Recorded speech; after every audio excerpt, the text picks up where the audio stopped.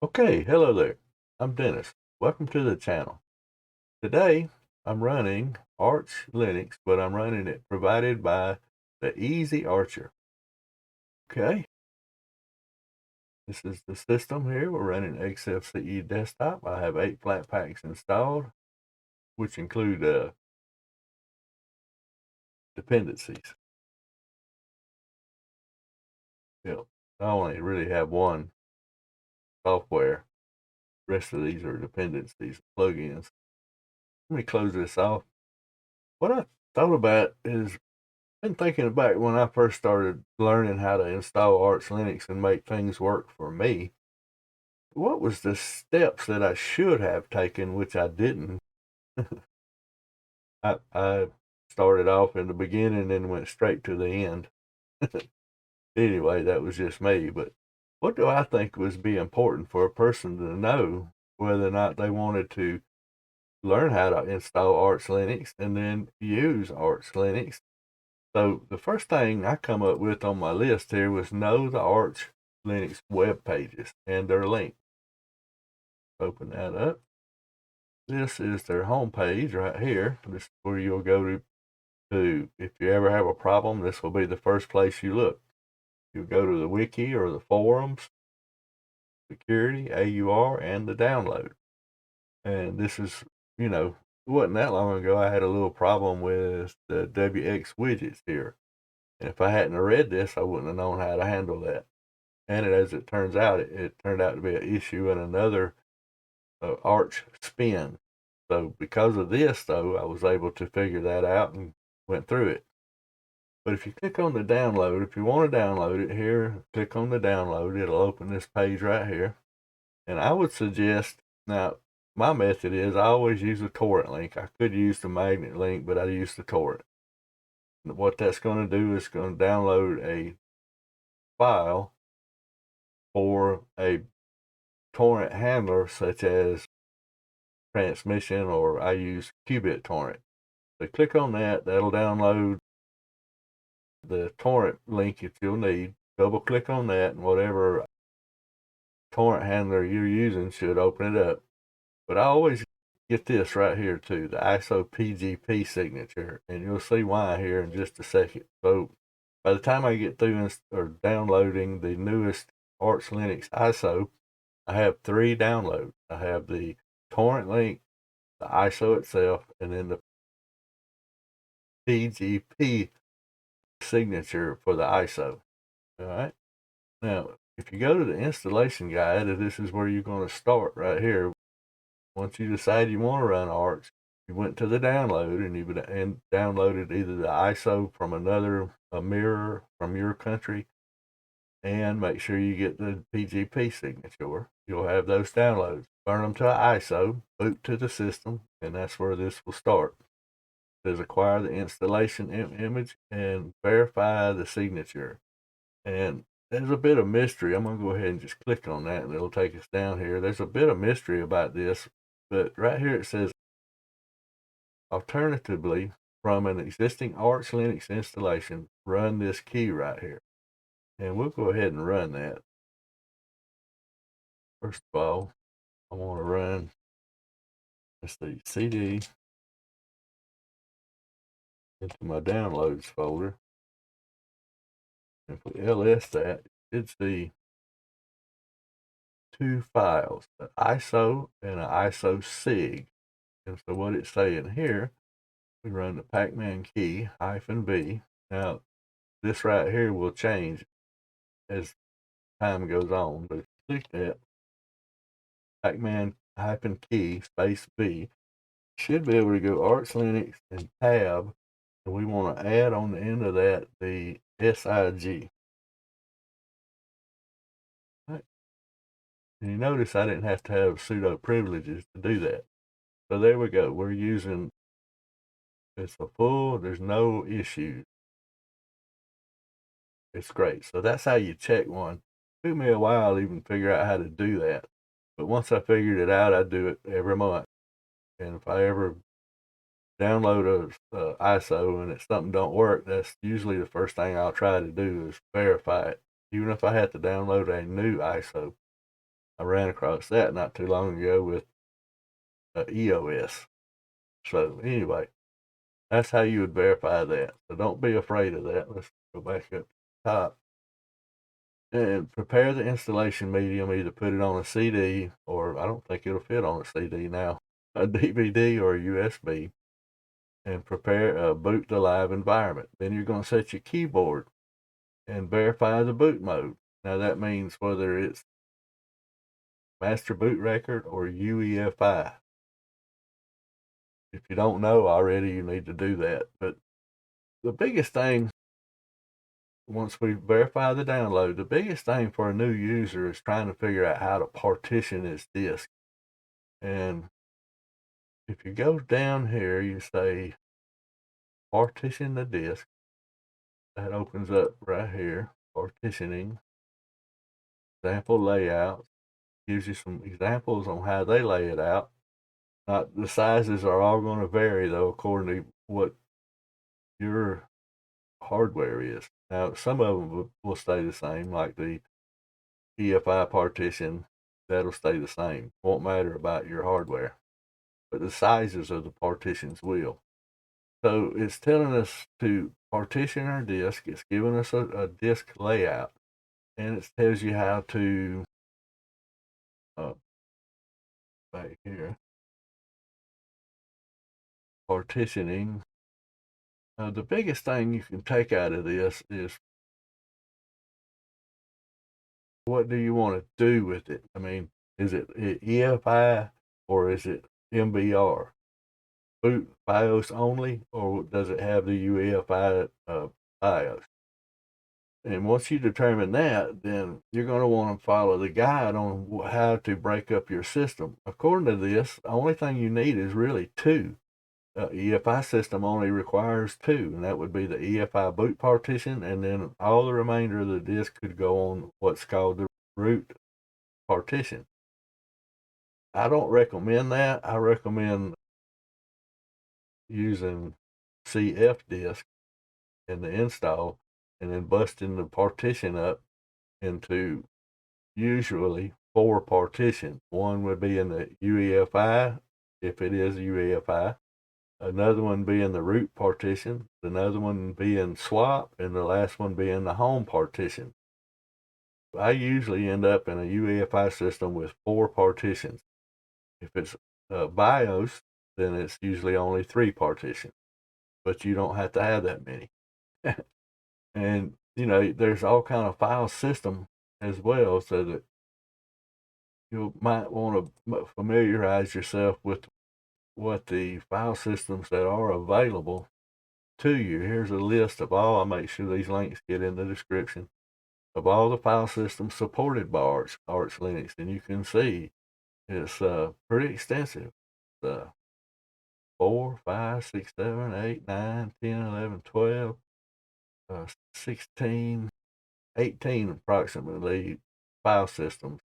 And it tells you here how to make them. For instance, here ext4, make file system ext4. Pretty easy, right?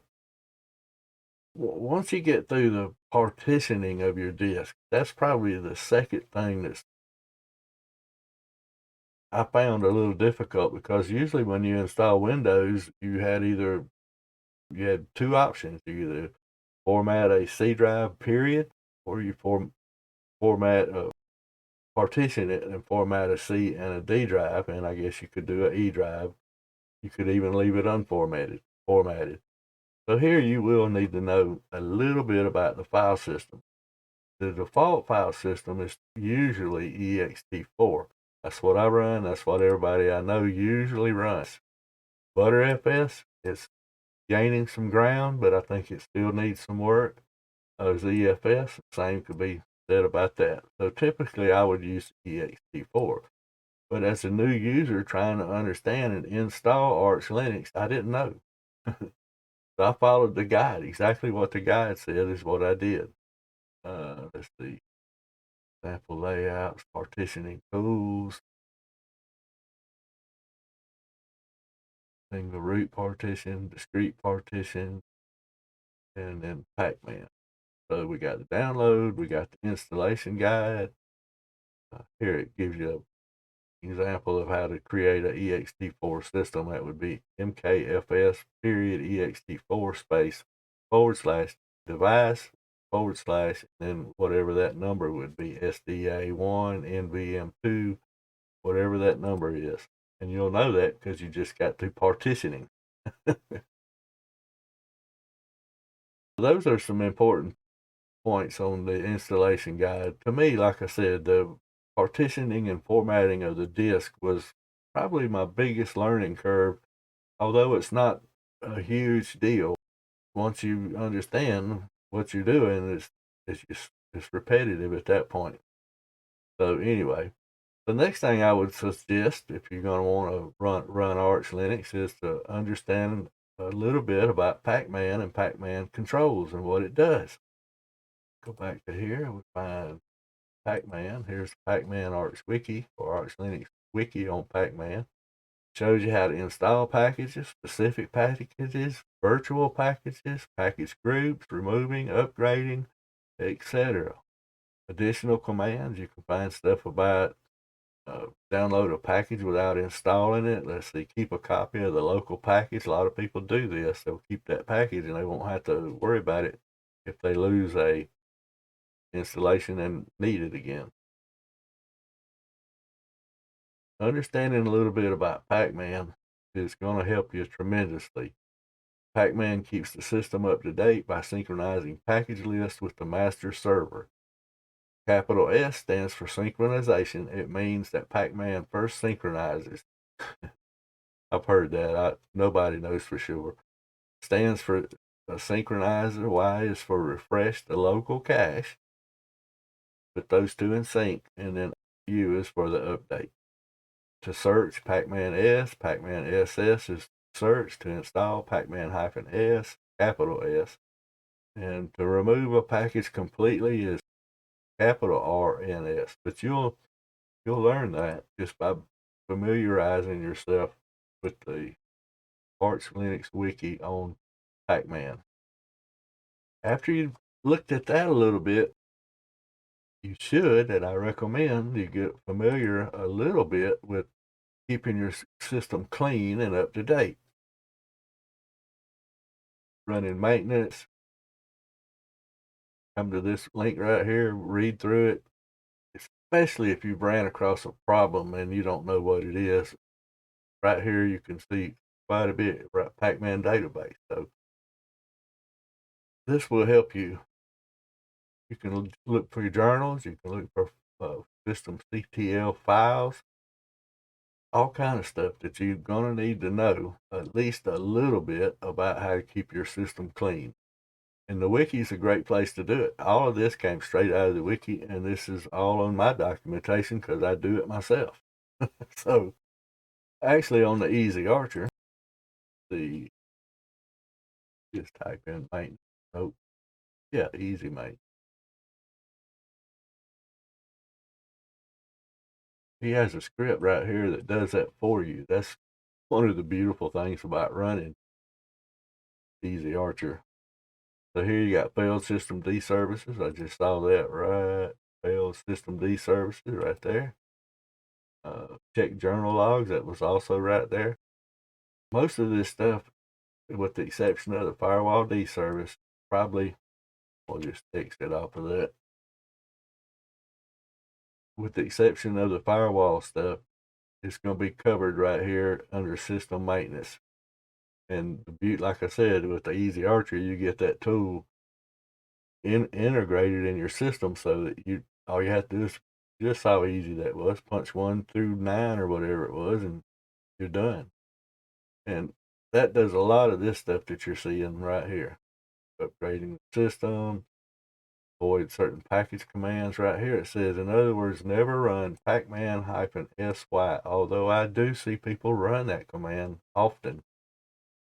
I don't, because I read it right here. It says never. I just don't do it that way. If I'm gonna run an update, I'll run a sync and an update like right here.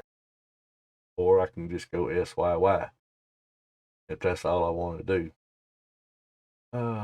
Partial upgrades, lot of stuff to read on file systems. We just talked about that. Here's the different options.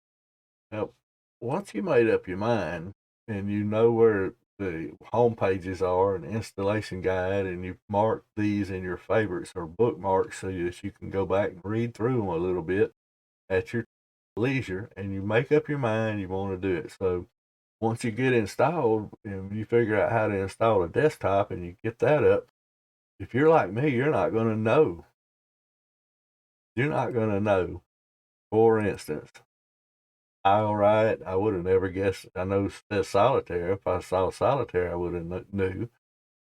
Saw fan club, super tux. You're not going to know what most of this stuff is. I didn't, and most people probably don't, unless they know something about Linux already.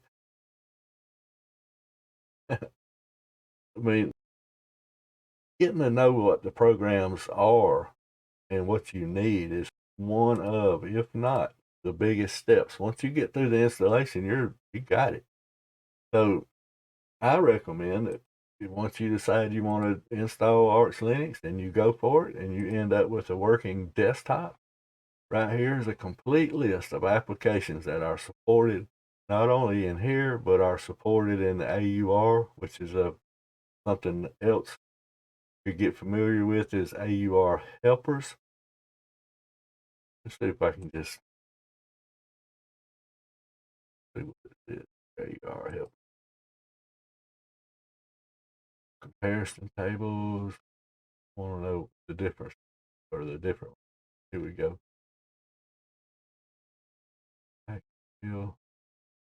There's Ryzen, Paru, and Yay. 1, 2, 3, 4, 5, 7 of them right there. And what those do is it allows you access to some of these applications that are not available in the default Pac-Man repository. So if you want to program, for instance, mugshot, this is not available in Pac-Man S install. It is available in the AUR. So in this case, what I did was I said Tryzen, because that's the AUR helper, space capital S, and then I wrote in there it's called mugshot. Just misspell it. Nope. But you could search for it in the AUR as well. There it is. It even tells you it's installed. So this list right here will prove to be one of your best friends if you decide to run Arch Linux. Getting through the installation is really, seriously, it's already laid out. It's just a guide right here. You can actually run through this, and you'll have to follow through on some links. It's not ending here. Once you get in, this is just all for the base. Once you get that in, you're going to want a desktop, if you want a desktop or a window manager. And so once you get that installed, like I say, I usually install exFCE. Once I get that installed, then I go back and I look for the programs that I know I'm going to need. And where do I find them? Right here. No, list applications, not AUR helpers. Web browsers, servers, file sharing, communication, graphical. I mean, the list is huge. Audio, lyric, video, screencast. And it don't just end here. There's other programs that are probably not listed here. I better not say that. Firewall management. And I think, like I said, once you get through the installation and made up your mind you're going to run Arch Linux, at least for a minute, this page, once you get through with all that, this page will be your best opportunity. There's one. I had this bookmarked already. Stop that. I make sure it gets in the notes. Okay, this will be for your desktop and what desktops are supported or not supported. Officially supported is where I would stay. But you can see, what is there, 20 desktops? And that's just desktops. Then you got unofficially supported. Then you got custom environment. so, so once you, I mean, it's actually an ordeal to go and make all of this stuff. But once you get it, it's there. It becomes a habit or what have you. You'll know. You'll make, if you're like me anyway, you make notes. And when it comes from time for me to install Arch Linux, now I got it down from start to finish with the exFAT desktop, slowed down by my Wi-Fi or internet. It takes about 22 minutes to get Arch Linux installed and all my programs redone, with some exceptions to the AUR maybe. And then it just becomes a matter of tweaking it the way I want it. Mr. Ednix did his tweaking here, and it's pretty much the way I would have wanted it anyway. I don't think I've done a lot. So that's my take on it. If you want to install Arch Linux, this is my recommendation. What I think an end user should know before and after installing Arch Linux. The web pages, all those links, start right here, and this is where the journey will begin and end for the most part, because you'll keep coming back to here. Every time I've ever had a problem in any Arch-based distribution, even Arch, this is where I would begin. And I just said, they just had a problem with the WX widgets, and because I knew about that, I was able to get, I think it was Endeavor OS, installed and got through it just using Arch Wikipedia. Okay, so make sure you verify your downloads. That was pretty easily done. That's from an existing Arch Linux OS, by the way. It's a different place. Verify. If you're running any other distribution, here's the code for that. But even that's not hard. Just copy and paste. When you get to this part right here, you should already be in that directory where you've stored it. Just hit tab and it should finish for you. If it does like mine and doesn't include the SIG, type it in there, and that'll do the same thing we just did. Arch Linux, a nice hole to fall in. Okay, well, that's what I think. One of the reasons why I use Arch Linux is because I've learned most everything I've learned about Linux, not Unix or FreeBSD or Open or Dragon, or my favorite Ghost BSDs, but most everything I've learned through and about Linux has come through Arch Linux. So it's kind of like my first cut, and so that's it's going to take I don't know what it'll take to get me away from Arch Linux, but eventually, maybe one day, maybe I'll get into Gentoo. Thanks so much for watching. Peace out, guys. Bye.